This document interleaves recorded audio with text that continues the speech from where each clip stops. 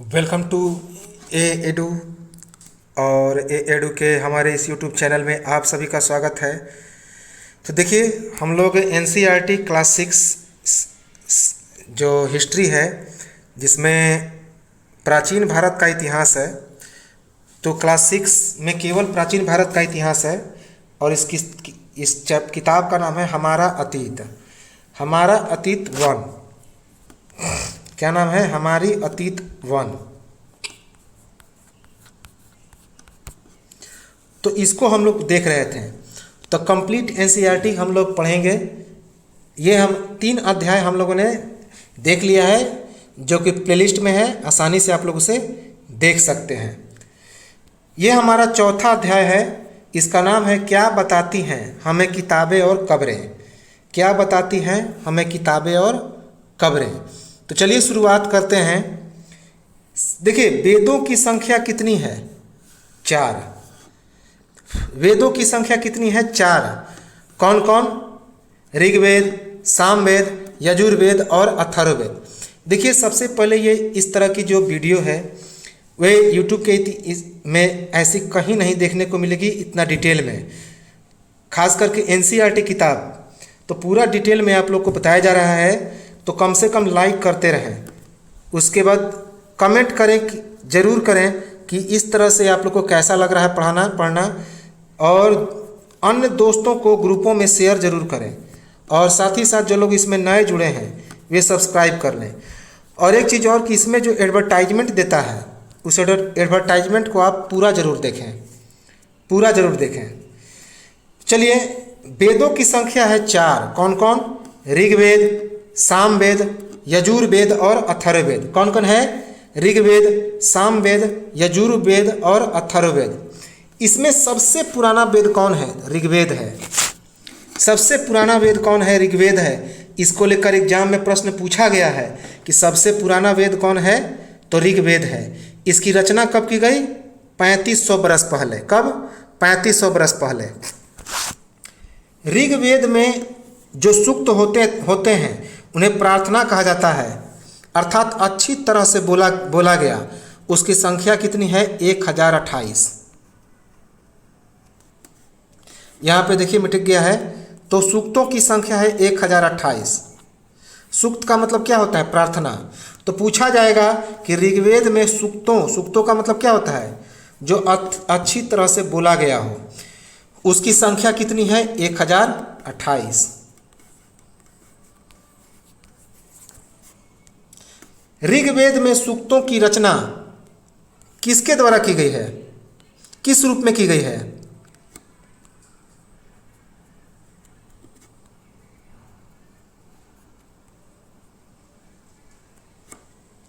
तो ऋग्वेद में सूक्तों अर्थात प्रार्थना की रचना विभिन्न देवी देवताओं के स्तुति के रूप में। तो इम्पॉर्टेंट है कि ये जो ऋग्वेद है इसमें चीज़ें पद्य के रूप में लिखी गई। पद्य का मतलब होता है कविता, अर्थात इसमें देवी देवताओं की स्तुति की गई है। ऋग्वेद में महत्वपूर्ण देवताओं का वर्णन है। अब कौन कौन से देवताओं का वर्णन है उसको देखें, इंपॉर्टेंट है। इसको लेकर एग्जाम में पूछा गया है। ऋग्वेद में कौन कौन से देवताओं का वर्णन किया गया है? अग्नि, इंद्र, सोम। इंद्र युद्ध के देवता थे, अग्नि आग के देवता थे, और सोम एक पौधा होता था जिससे सोम रस नामक एक पेय का निर्माण किया जाता था। तो ऋग्वेद में कौन कौन से देवताओं का वर्णन किया गया है? अग्नि, इंद्र और सोम। याद रखेंगे, अग्नि, इंद्र और सोम। इंद्र युद्ध के देवता होते थे, अग्नि आग के देवता होते थे, जबकि सोम एक पौधा होता था जिससे सोम रस नामक एक पेय पदार्थ का निर्माण किया जाता था। ऋग्वेद में जो वैदिक प्रार्थनाएं होती थीं या जो सूक्त होते थे, उनकी रचना किसके द्वारा की गई थी? ऋषि मुनियों के द्वारा। किसके द्वारा? ऋषि मुनियों के द्वारा। ऋग्वेद में वर्णित वैदिक प्रार्थनाओं की शिक्षा आचार्यों के द्वारा होती थी। कैसे? तो ऋग्वेद में जो वैदिक प्रार्थनाएं हैं, जिन्हें सूक्त या प्रार्थना कहते हैं, वे आचार्यों के द्वारा अक्षरों, शब्दों और वाक्यों में बांटकर सस्वर पाठ द्वारा कंठस्थ करवाकर क्या किया जाता था? तो याद करवाया जाता था। तो बच्चों को वही कंठस्थ बोल बोल कर इसको क्या किया जाता था, याद कराया जाता था। तो अक्षरों, शब्दों और वाक्यों में बांट कर इन्हें लिखा जाता था और सस्वर पाठ द्वारा कंठस्थ करवाकर इन्हें याद करवाया जाता था। अब जैसे उसी में का है एक ऋग्वेद का, ओम भर्गुस्व तत्सवितुर्वरेण्यम भर्गो देवस्य धियो धियो न प्रचोदयात्, तो ये ऋग्वेद का है। अधिकांश सूत्रों के रचयिता, सीखने और सिखाने वाले कौन होते थे? पुरुष होते थे। तो जो अधिकांश सूक्त होते थे उनके रचना करने वाले, सीखने वाले और सिखाने वाले तीनों जो होते थे वे पुरुष होते थे। जबकि कुछ प्रार्थनाओं की रचना किसके द्वारा की गई है? महिलाओं के द्वारा। जो कुछ सूक्त हैं, कुछ प्रार्थनाएं हैं, उनकी रचना महिलाओं के द्वारा की गई है। ऋग्वेद कौन सी भाषा में लिखी गई है? प्राक संस्कृत या वैदिक संस्कृत? प्राक संस्कृत या वैदिक संस्कृत भाषा में। इंपॉर्टेंट है, याद रखेंगे कि ऋग्वेद कौन सी भाषा में लिखी गई है? प्राक संस्कृत या वैदिक संस्कृत। अब इस संस्कृत भाषा जो के बारे में देखें तो यह यूरोपीय भाषा अर्थात भारत यूरोपीय भाषा परिवार का हिस्सा है। भारोपीय परिवार अर्थात भारत और यूरोपीय भाषा परिवार का हिस्सा है। जैसे कि अगर मान लिया जाए कि मातृ क्या है? संस्कृत भाषा है। इसी का हिंदी भाषा हो गया माँ और अंग्रेजी भाषा हो गया मदर। अर्थात जो उसमें भारोपीय भाषा का प्रयोग किया गया है, जिसमें भारत और यूरोपीय भाषा एक साथ होते हैं। जैसे कि अगर मातृ है संस्कृत भाषा, तो इसको हिंदी में माँ कहा जाता है और अंग्रेजी में मदर कहा जाता है। ये सब एक ही चीज़ है। पूर्वोत्तर प्रदेशों में परिवार की भाषा क्या थी? तो उस समय जो पूर्वोत्तर प्रदेश थे, नॉर्थ ईस्ट इलाके थे, तो उस वहाँ पे परिवार कौन सी भाषा बोलते थे? तो तिब्बत बर्मा परिवार की भाषाएं, द्रविड़ परिवार की भाषाएं। तो दो प्रकार की भाषाएं बोली जाती थी, एक तिब्बत बर्मा परिवार की भाषाएं और एक द्रविड़ परिवार की भाषाएं। द्रविड़ परिवार के अंतर्गत में तमिल, कन्नड़, तेलुगु और मलयालम बोला जाता था। कौन? तमिल, कन्नड़, तेलुगु और मलयालम। इसके बाद एस्ट्रो एशियाटिक परिवार की भाषाएं। एक और भाषा बोली जाती थी एस्ट्रो एशियाटिक परिवार की भाषाएं, जो कि झारखंड और मध्य भारत के कई हिस्सों में बोली जाने वाली भाषाएं हैं। ये अभी भी झारखंड और मध्य भारत के कई हिस्सों में यही एस्ट्रो एशियाटिक परिवार की भाषाएं बोली जाती है। झारखंड और मध्य भारत के कई हिस्सों में ये भाषाएं बोली जाती है। इंपॉर्टेंट है। अब है यूरोपीय भाषा कौन सी थी? असमिया, गुजराती, हिंदी, कश्मीरी, सिंधी, फारसी, अंग्रेजी, फ्रांसीसी, जर्मन, यूनानी, इतालवी, स्पेनिश, ये सभी एक भाषा परिवार कहा जाता है। इसलिए कहा जाता है क्योंकि आरंभ में उनमें कई शब्द एक जैसे थे। जैसे अभी हमने मातृ देखा, मतलब संस्कृत शब्द है माता, हिंदी में माँ कहा गया और मदर कहा गया अंग्रेजी में। तो यूरोपीय भाषा असमिया, गुजराती, हिंदी, कश्मीरी, सिंधी, फारसी, अंग्रेजी, फ्रांसीसी, जर्मन, यूनानी, इतालवी, स्पेनिश, ये सभी भाषा जो थे एक भाषा परिवार कहा जाता है। याद रखेंगे, भारोपीय भाषा को एक भाषा परिवार। भारोपीय का मतलब होता है भारत और यूरोपीय भाषा, क्योंकि आरंभ में इनके कई शब्द कैसे थे? एक ही जैसे थे।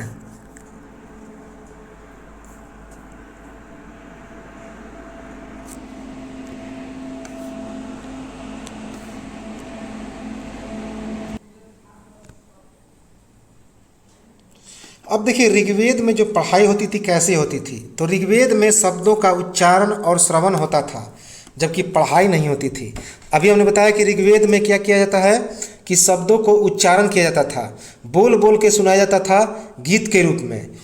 इसकी कोई पढ़ाई नहीं होती है। ऋग्वेद के सूक्त जो वार्तालाप के रूप में इस्तेमाल किए गए हैं, तो विश्वामित्र नामक ऋषि और देवियों के रूप में पूजित दो नदियाँ के बीच संवाद को क्या वार्तालाप के रूप में दिखाया गया है। तो ऋग्वेद के जो सूक्त हैं उनमें वार्तालाप बात करने के रूप में किसको दर्शाया गया है? तो विश्वामित्र नामक एक ऋषि थे और देवियों के रूप में पूजित दो नदियाँ, उनके बीच कौन कौन वो नदियाँ हैं? ब्यास और सतलुज, इनके बीच संवाद का वर्णन किया गया है। बाकी चीज़ें कैसी लिखी गई है? तो गीत के रूप में। तो याद रखेंगे विश्वामित्र नामक ऋषि और देवियों के रूप में पूजा जाने वाला दो नदियाँ, एक ब्यास, उस समय ब्यास और सतलुज को देवी माना जाता था, तो वहीं पे इनके बीच विश्वामित्र का संवाद हुआ था। उसे वार्तालाप के रूप में ऋग्वेद में सूक्त के रूप में, इसी वार्तालाप को सूक्त के रूप में दर्शाया गया है। सूक्त का मतलब प्रार्थना, गीत। ऋग्वेद में पांडुलिपि की प्राप्ति हुई है। भुर्ज वृक्ष की छाल पर कश्मीर में 150 वर्ष पहले इसी पांडुलिपि को देखकर अंग्रेजी अनुवाद तैयार हुआ था। तो भुर्ज वृक्ष की छाल पर कश्मीर में 150 वर्ष पहले ऋग्वेद की पांडुलिपि के एक पन्ने की प्राप्ति हुई है। वेरी वेरी इंपॉर्टेंट है, पूछा गया है किस वृक्ष की छाल पर? भुर्ज वृक्ष की छाल पर। कहाँ पे? कश्मीर में। कई वर्ष पहले? 150 वर्ष पहले। और इसी पांडुलिपि को देखकर अंग्रेजी अनुवाद की तैयारी हुई थी, अंग्रेजी अनुवाद तैयार हुआ था। ऋग्वेद में घोड़ों को लड़ाई के रूप में रथ खींचने का काम में लाए जाने वाले जानवर कौन कौन थे? तो ऋग्वेद में घोड़ों को लड़ाई में रथ खींचने के काम में लाए जाने वाले जानवर थे मवेशी, बच्चों खासकर पुत्रों और घोड़ों की प्राप्ति के लिए प्रार्थनाओं का वर्णन किया गया है। तो ऋग्वेद में घोड़ों की लड़ाई में रथ खींचने में काम में लाए जाने वाले जानवरों का उल्लेख किया गया है। किस लिए यह काम किया जाता था? तो मवेशियों, बच्चों खासकर पुत्रों और घोड़ों की प्राप्ति के लिए। इसमें ये चीज़ें प्रार्थनाओं के रूप में वर्णन किया गया है, इम्पोर्टेंट है।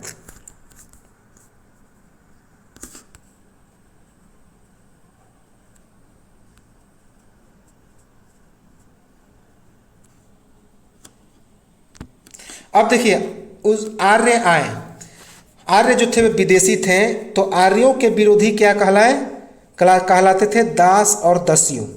आर्यों के विरोधी कहलाते थे दास और दस्यु। ऋग्वैदिक काल के अंत में दास, अब थोड़ा सा हम लोग ऋग्वैदिक काल जब अंत हो गया तो उसके अंतर्गत दास कैसे थे? वे यज्ञ नहीं करते थे, दूसरी भाषाएं बोलते थे। दास वे स्त्री और पुरुष होते थे जिन्हें युद्ध में बंदी बनाया जाता था। उन्हें उनके मालिक की जायदाद माना जाता था। जो भी काम मालिक चाहते थे उन्हें यह सब काम करना पड़ता था। बाद के समय में दास का स्त्रीलिंग क्या होता है? दासी। इसका मतलब हो गया गुलाम। बाद में दास का मतलब क्या हो गया? गुलाम हो गया। तो ऋग्वैदिक काल के अंत में दासों की उत्पत्ति हुई। अब ये दास का काम क्या था? दास यज्ञ नहीं करते थे, दूसरी भाषाएं बोलते थे। ये वे स्त्री और पुरुष होते थे जिन्हें युद्ध में बंदी बनाकर ले जाया जाता था। उन्हें उनके मालिकों की जायदाद माना जाता था। जो भी काम मालिक चाहते थे उन्हें ये सब करना पड़ता था। बाद के समय में जो दास थे, दास का स्त्रीलिंग क्या होता है? दासी। इस शब्द का मतलब क्या हो गया? गुलाम। बाद में इस दास का मतलब हो गया गुलाम। अब है महापाषाण। महापाषाण, महा का मतलब होता है बड़ा और पाषाण का मतलब होता है पत्थर। तो बड़े पत्थर पर कब्र बनाने की शुरुआत कब हुई? महापाषाण अर्थात बड़ा पाषाण मतलब पत्थर। इस पर कब्र बनाने की शुरुआत कब हुई? 3000 वर्ष पहले। कब? 3000 वर्ष पहले। इस प्रथा का प्रचलन दक्कन, दक्षिण भारत और उत्तर पूर्वी भारत और कश्मीर में शुरुआत हुई। तो महापाषाण बनाने की प्रथा का प्रचलन कब शुरुआत हुई? दक्कन, दक्षिण भारत और उत्तर पूर्वी भारत और कश्मीर में। कब? 3000 साल पहले। महापाषाण लगाने के तरीके। अब इस महापाषाण को किस प्रकार से लगाया जाता था? तो दफन करने की जगह पर कुछ ज़मीन के ऊपर तो कुछ ज़मीन के नीचे बड़े करीने से। जैसे कि आज भी कोई पत्थर लगाते हैं तो कुछ पत्थर का ऊपर रहता है तो कुछ पत्थर ज़मीन के अंदर में दाब दिया जाता है, वो भी बहुत शालीनता से, जिसे महापाषाण कहा जाता था, महापाषाण।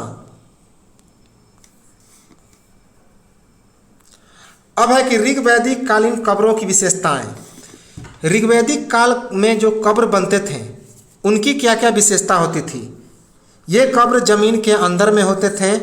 कब्र के ऊपर गोलाकार संजय हुए पत्थर डाल दिए जाते थे। कई बार अकेला खड़ा हुआ पत्थर भी डाल दिया जाता था। तो ऋग्वैदिक काल में जो कब्र होते थे वे जमीन के अंदर में होते थे। कब्र के ऊपर गोलाकार सजाए हुए पत्थर को डाल दिया जाता था, जबकि कई बार अकेला खड़ा हुआ पत्थर भी देखने को मिला है। अब है मृतकों को दफन किस प्रकार किया जाता था। तो मृतकों को दफन एक विशेष प्रकार के मिट्टी के बर्तन में किया जाता था, और इस बर्तन का निर्माण काले लाल मिट्टी से होता था, और इस बर्तन को ब्लैक एंड रेड वेयर कहते थे। वेरी वेरी इंपॉर्टेंट है। पूछा जाएगा कि जो ऋग्वैदिक काल था उस समय मृतकों का दफन किस प्रकार किया जाता था। तो मृतकों का दफन एक विशेष प्रकार के मिट्टी के बर्तन में किया जाता था, और इस बर्तन का निर्माण लाल काले मिट्टी से किया जाता था। किस मिट्टी से? लाल काले मिट्टी से। और इस बर्तन को ब्लैक एंड रेड वेयर नाम रखा गया। क्या? Black and red ware.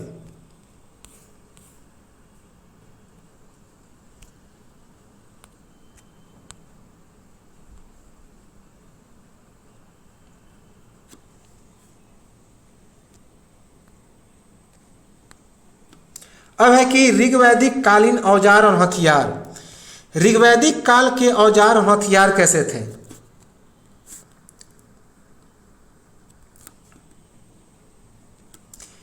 देखिए, कब्रों से लोहे के औजार और हथियार की प्राप्ति हुई है। तो ऋग्वैदिक काल, तो पुरातत्वविदों को ऋग्वैदिक काल के जो कब्र थे उनसे लोहे के औजार और हथियार प्राप्त हुए हैं। खासकर घोड़े के लिए सामान, कुल्हाड़ियाँ और एक कटार।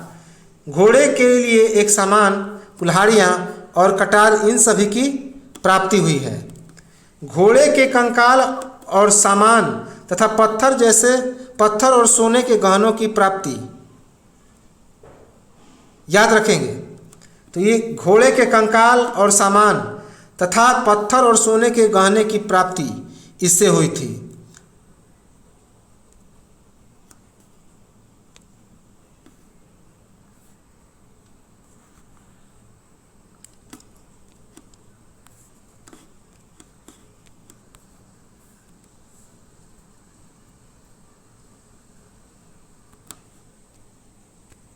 अब है कि 33 सोने के मनके और शंख की प्राप्ति कहाँ से हुई थी। तो ब्रह्मगिरी की एक व्यक्ति के कब्र से। तो बहुत इंपॉर्टेंट है ब्रह्मगिरी पर्वत। तो ब्रह्मगिरी पर्वत की एक व्यक्ति के कब्र से 33 किलोग्राम सोने के मनके और शंख की प्राप्ति हुई है। Very very important.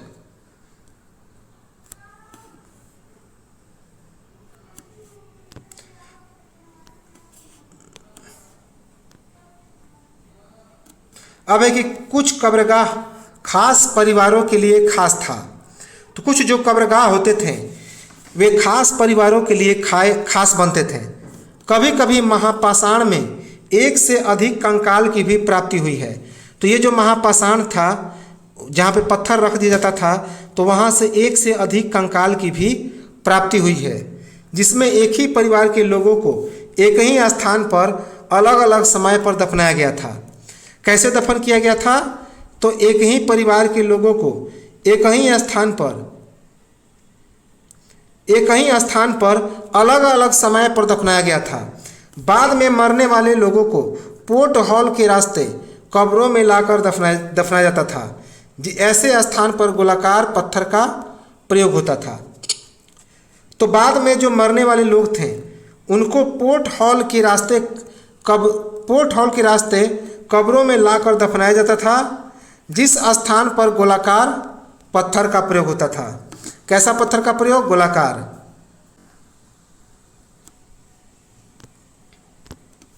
अब है कि ऋग्वेद में आहुति देने वाले पदार्थों का वर्णन, अर्थात ऋग्वेद में कौन कौन सी पदार्थों को डालकर आहुति दिया जाता था? घी, अनाज और जानवर। कौन कौन जानवर? आहुति देवी देवताओं की, जैसे अग्नि हो गया, इंद्र हो गया। याद रखेंगे कि ऋग्वेद में आहुति देने वाले पदार्थों का वर्णन, किस किस पदार्थों की आहुति दी जाती थी? घी, अनाज और जानवर। ये जानवर आहुति देवी देवताओं की थी। यह आहुति देवी देवताओं की दी जाती थी। किसकी? देवी और देवताओं की। ऋग्वेद में कुछ धन का प्रयोग भी किया गया है। किस रूप में? यज्ञ के रूप में। यज्ञ के रूप में। ऋग्वैदिक काल के अंत में जो दासों की स्थिति थी वह कैसी थी? तो ऋग्वैदिक काल के अंत में दासों की जो स्थिति वो कैसी थी, उसे हम लोग देखें।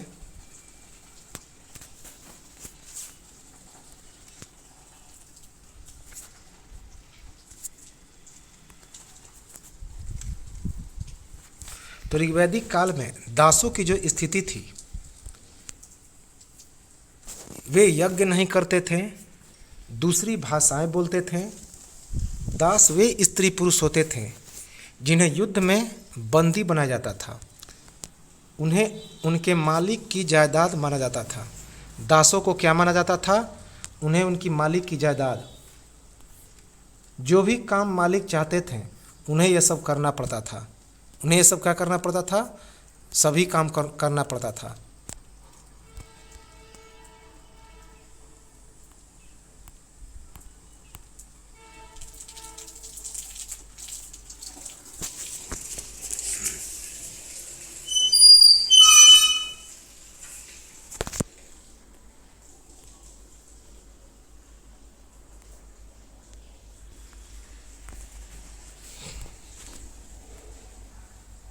काल में वैसे तो धन का प्रयोग बहुत सारे कामों में होता था, लेकिन जो कुछ धन बच जाता था उनका प्रयोग यज्ञ के रूप में किया जाता था। किस रूप में? यज्ञ के रूप में। अब ऋग्वैदिक काल में सेना का वर्णन किस प्रकार किया गया है? उस समय की सेना कैसे थी? देखिए, उस समय अस्थाई सेना नहीं थी। लोगों के द्वारा सभा में मिलना जुलना और वहाँ शांति विषय के लिए सलाह मशवरा करने के लिए सेना जो था उसका गठन किया गया था। तो लोग एक दूसरे से सभा में मिलते जुलते थे और वहाँ पर शांति के लिए कि झगड़ा झंझट ना हो, किस प्रकार से हम लोग शांति से रह सकते हैं, तो सलाह मशवरा होती थी उस सभा में। और सेना कैसी थी? तो अस्थाई नहीं थी, अर्थात जब जरूरत पड़ता था तो सेना का गठन किया जाता था। ऋग्वेद में सबसे ज़्यादा महत्व किन जानवरों को दिया गया है? घोड़ा और गाय को। बहुत महत्वपूर्ण है कि पूछा गया है कि ऋग्वेद में जो हमारा सबसे प्राचीन ग्रंथ है उसमें किस जानवर को सबसे ज़्यादा महत्व दिया गया है? घोड़ा और गाय को। ऋग्वेद में नदियों की तुलना किससे की गई है?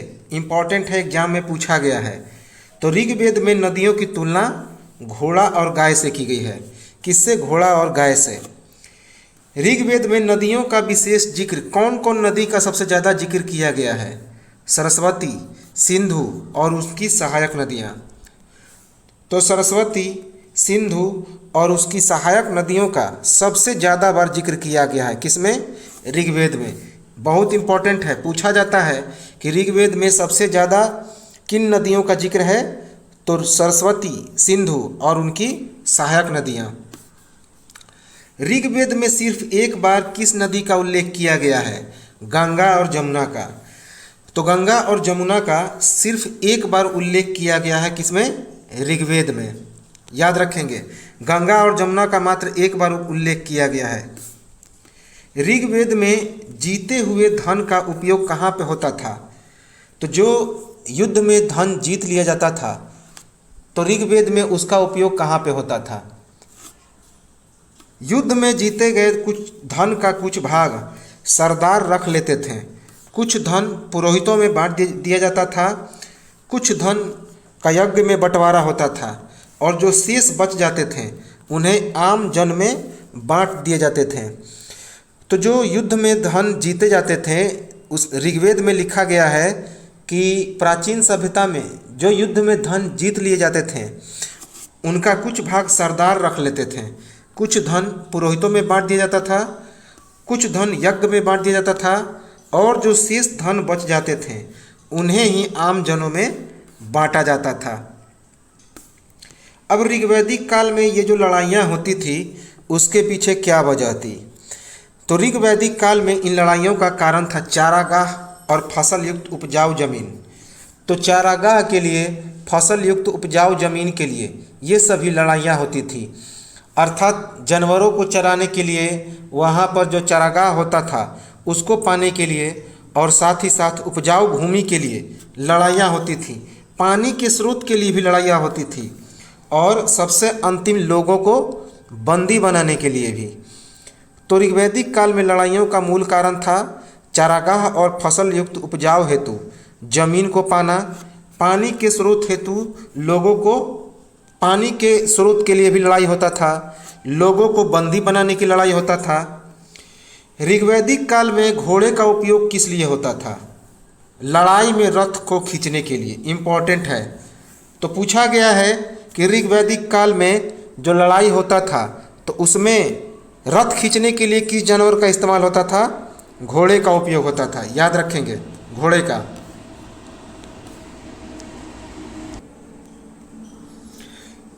ऋग्वैदिक काल में लोगों के वर्गीकरण का क्या आधार था? अर्थात ऋग्वैदिक काल में लोगों को किस आधार पर बांटा गया था? काम के आधार पे, भाषा के आधार पे, परिवार के आधार पे, समुदाय के आधार पर, निवास स्थान के आधार पर, सांस्कृतिक परंपरा के आधार पर। लेकिन जो मुख्य आधार था वह कार्यों के आधार पे समाज में बंटवारा किया गया था। तो ऋग्वैदिक काल में लोगों का वर्गीकरण किस आधार पे किया गया था? तो मुख्यतः काम के आधार पे, लेकिन वैसे भी भाषा, परिवार, समुदाय, निवास स्थान और सांस्कृतिक परंपरा के आधार पे भी बंटवारा किया गया था। काम के आधार पर वर्णन दो भागों में बांटा गया था, एक पुरोहित और दूसरा राजा। पुरोहित ब्राह्मणों को कहा जाता था, ये तरह तरह के यज्ञ और अनुष्ठान करते थे, और दूसरा था राजा। तो ऋग्वैदिक काल में काम के आधार पे कितने भागों में बांटा गया?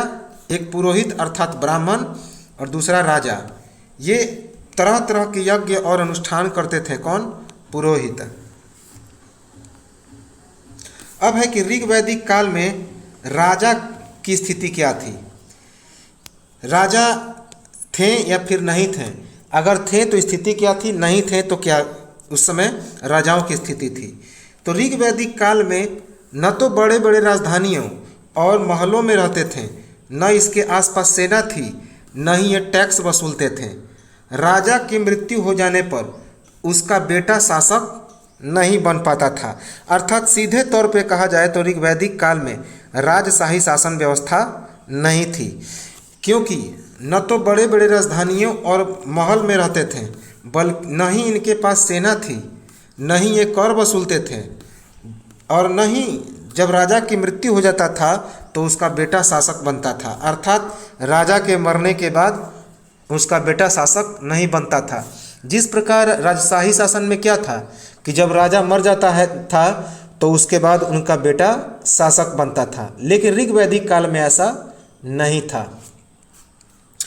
ऋग्वैदिक काल में पूरे समुदाय के लिए प्रयुक्त होने वाले शब्द देखिए, ऋग्वैदिक काल में कौन कौन से शब्द प्रयुक्त होते थे ऋग्वैदिक काल में? जैसे कि विष, विष जो था पूरे समुदाय के लिए प्रयुक्त होता था, विष। इसी से वैश्य शब्द निकला है। तथा जन, विष और जन का प्रयोग पूरे समुदाय के लिए होता था। विष किससे निकला है? तो वैश्य शब्द से। और जन जैसे कि पुरुजन या विष, यदुजन या विष, भरत जन या विष, अर्थात पुरु का समुदाय, यदु का समुदाय, भरत का समुदाय। तो याद रखेंगे, बहुत इंपॉर्टेंट है। कि पूरे जितने सारे समुदाय थे तो समुदायों के लिए कौन सा शब्द का प्रयोग होता था ऋग वैदिक काल में? विष और जन का। विष, विष से जो है वैश्य शब्द निकला है।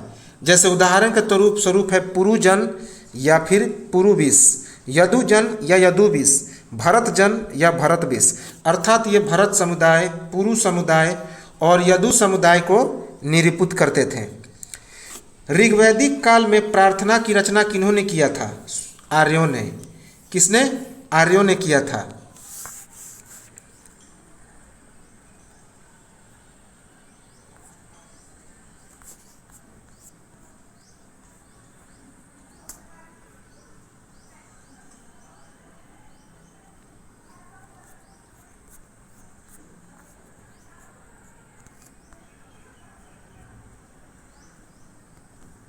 अब देखिए इनाम गांव, एक जगह था इनाम गांव, इम्पोर्टेंट है।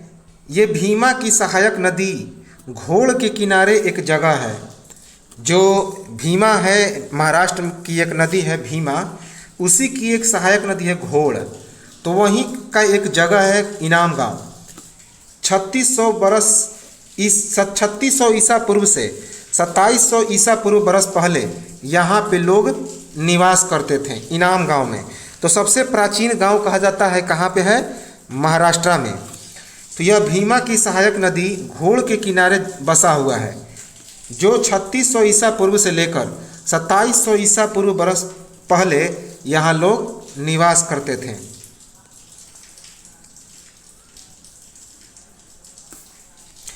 घर के अंदर ही सिर के उत्तर की ओर करके वयस्क लोगों को गड्ढे में सीधा लिटाकर दफन किए गए शव की प्राप्ति कहाँ से हुई है? तो इसी इनाम गांव से। तो बहुत बहुत इंपॉर्टेंट है, इसे दिमाग में नोट रखेंगे कि घर के अंदर ही सिर के उत्तर की ओर करके वयस्क लोगों को गड्ढे में सीधा लिटाकर दफन किए गए शव की प्राप्ति हुई थी इनाम गांव में। अर्थात इनाम गांव से शव की प्राप्ति हुई है, जिसमें गड्ढे में एक शव को दफनाया गया था, जिसका सिर किधर की ओर था? उत्तर की ओर। बहुत सारे शव की प्राप्ति हुई है। ऐसे बर्तन जिनमें शायद खाना और पीना हो, दफनाए गए शव के पास रख दिए जाते थे। कुछ बर्तनों की भी प्राप्ति हुई है पुरातत्वविदों को, जो इन शवों के पास से मिला है, जिनमें शायद खाना और पीना रखा रहता था और दफनाए गए शवों के पास रख दिए जाते थे। इनकी भी प्राप्ति हुई है। एक आदमी को 5 कमरों वाले मकान के आंगन में 4 पैरों वाले मिट्टी के एक बड़े से संदूक में दफन किए गए शव की प्राप्ति हुई है, वो भी इनाम गांव से। तो इनाम गांव का इतिहास बहुत बेहतरीन रहा है। बेहतरीन नहीं कहने का मतलब है कि प्राचीन भारत के दृष्टिकोण से इम्पॉर्टेंट है, क्योंकि इससे एग्जाम बहुत सारे पूछे जाते हैं कि एक आदमी को 5 कमरों वाले मकान के आंगन में 4 पैरों वाले मिट्टी के एक बड़े से संदूक में दफन किए गए शव की प्राप्ति हुई है इनाम गांव से। अर्थात एक संदूक में जिसका 4 पैर था, तो उसे वो किस चीज़ का बना था? तो मिट्टी का। तो उसे 5 कमरों वाले मकान के एक आंगन में दफन करके उस शव को रख दिया गया था, जिसकी प्राप्ति हुई थी इसी इनाम गांव से। बस्ती के बीच में फंसा यह घर गांव के सबसे बड़े घरों में से एक था। इस घर में एक अनाज का गोदाम भी था और शव के पैर कैसे थे? तो मुड़े हुए थे। तो यह जिस घर में यह प्राप्त हुआ है, यह गांव का सबसे बड़ा घर था, जिसमें इस घर में अनाज का एक बहुत बड़ा गोदाम था। और यह जो शव प्राप्त हुआ था, उसका पैर मुड़ा हुआ था। उसका पैर क्या था? मुड़ा हुआ था। अब एक है चरक संहिता। चरक संहिता की रचना किसने की थी? प्रसिद्ध वैद्य चरक ने। कब? 2000 साल पहले। तो चरक नामक एक प्रसिद्ध वैद्य ने इस चरक संहिता की रचना की थी। यह चिकित्सा शास्त्र की एक पुस्तक है, जिसके अनुसार मनुष्य में कितनी हड्डियां हैं? 360 हड्डी। तो चरक संहिता क्या है? एक प्रसिद्ध पुस्तक है। कैसी पुस्तक है? मेडिकल साइंस की, चिकित्सा शास्त्र की, जिसकी रचना की थी चरक ने। ये चिकित्सा से संबंधित थे चरक, बहुत बड़े डॉक्टर थे। 2000 साल पहले इन्होंने इसकी रचना की थी। इसी किताब में बताया है चरक ने कि मनुष्य में कितनी हड्डियां होती हैं, 360 हड्डी।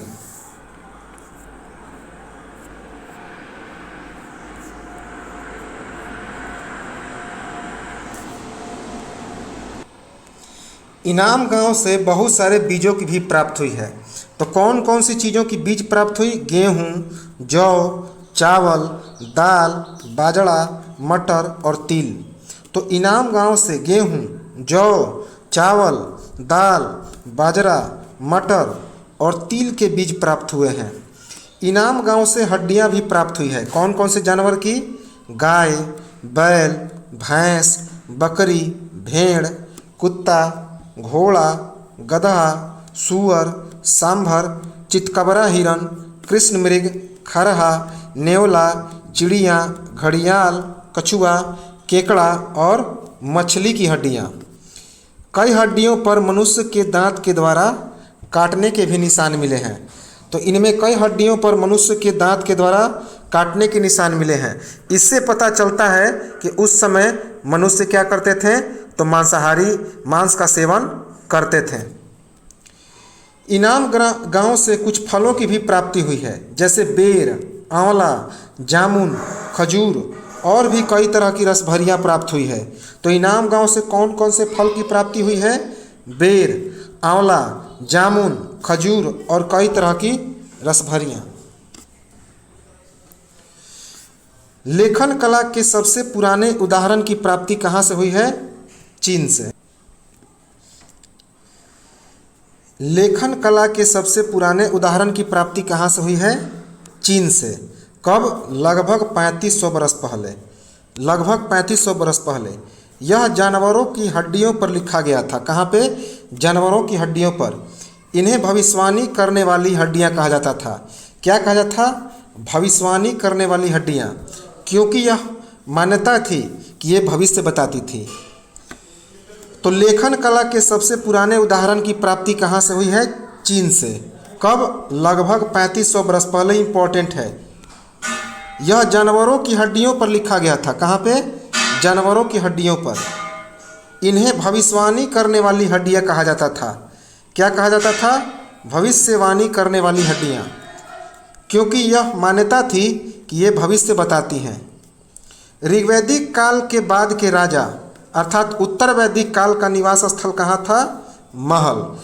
तो ऋग्वैदिक काल के बाद के जो राजा हुए हैं, अर्थात उत्तर वैदिक काल के में राजाओं की उत्पत्ति होने लगी। अब राजा बनने लगे, तो उनका निवास स्थल अब महल होने लगा। कहाँ? महल। उत्तर वैदिक कालीन राजाओं के बर्तन पर बड़े बड़े नक्काशी हुआ करते थे। तो उत्तर वैदिक कालीन राजाओं के जो बर्तन थे वे बड़े बड़े होते थे और उन पर नक्काशी किया हुआ होता था बर्तनों पर। उत्तर वैदिक काल में जिन धातुओं के बारे में जानकारी प्राप्त नहीं थी, वह कौन सा धातु था? लोहा। तो वैदिक काल में लोगों को लोहे की जानकारी नहीं थी। इम्पॉर्टेंट है, बहुत इम्पॉर्टेंट है कि किस चीज़ की जानकारी नहीं थी? तो किस धातु के बारे में? लोहा की। अब यहाँ पे है कुछ मिलाने वाला है, एनसीईआरटी में दिया है, उसको मिलाएं। दास। दास का मतलब होता है गुलाम। महापाषाण का मतलब होता है पत्थर, सजाए गए पत्थर। यज्ञ का मतलब होता है अनुष्ठान, जो पुरोहित अनुष्ठान करते हैं। रथ युद्ध में प्रयोग किया जाता था। अभी हमने बताया है कि रथों का प्रयोग घोड़े के द्वारा घोड़ा करते थे, घोड़ा खींचा जाता था रथ। सूक्त का मतलब होता है अच्छी तरह से बोला गया। इसके बाद है यहाँ पे वाक्यों को पूरा करें। देखिए, जैसे है डैश के लिए दासों का इस्तेमाल किया जाता था। किसके लिए? बहुत सारे कामों के लिए, गुलाम बनाने के लिए। और कहाँ पे महापाषाण पाए जाते हैं? कब्रों में। कब्रों में जमीन पर गोले में लगाए गए पत्थर या चट्टान किस चीज़ का काम करते थे? सावधान का। पोर्ट हॉल का इस्तेमाल किस चीज़ के लिए किया जाता था? समाधान के लिए, कब्रों के लिए। इनाम गांव के लोग क्या खाते थे? मांस खाते थे, मछली खाते थे। तो उसको पूरा पढ़ेंगे तो इसमें आसानी से भरा जा सकता है। तो ये तो था हमारा अध्याय 4। अब देखिए यहाँ पे कुछ चित्र दिए गए हैं, उन्हें भी हम लोग देख लें। महापाषाण समाधान को ताबूत, यहाँ पे देखिए ये ताबूत है जिस पर बड़े बड़े पत्थर, ये देखिए पत्थर रखे हुए हैं। यह ताबूत है जिसके चारों तरफ बड़े बड़े गोलाकार पत्थर रखे हुए हैं। ये समाधान है जिसकी प्राप्ति हुई है। इन्हें शिष्ट कहा जाता है। ताबूत को क्या कहा जाता है? शिष्ट। यहाँ पे देखिए घोड़े के सामान नाल है और बांधने के लिए सारा सामान की प्राप्ति हुई है इनाम गांव से। घोड़े के सामान है। उसके बाद यहाँ से ये देखिए कुल्हाड़ी की भी प्राप्ति हुई है। इस तरह के कुल्हाड़ी, ये सब एनसीईआरटी में दिया गया है।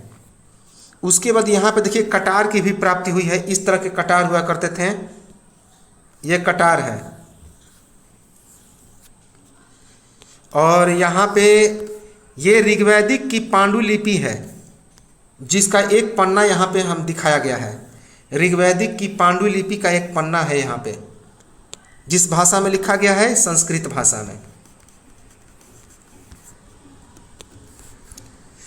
तो ये तो था हमारा अध्याय 4 एनसीईआरटी का जो इतिहास है, जिसमें कक्षा 6 का, जिसमें केवल प्राचीन भारत का इतिहास है।